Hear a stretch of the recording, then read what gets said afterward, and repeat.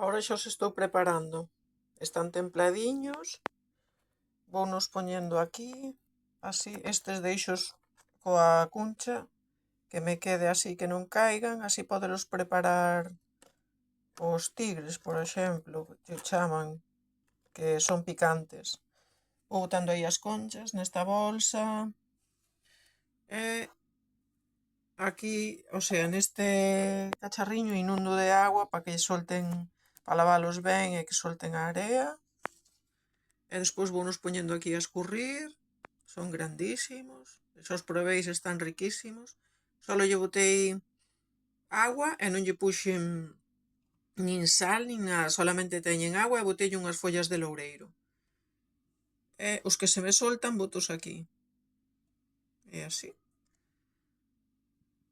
Como quedan.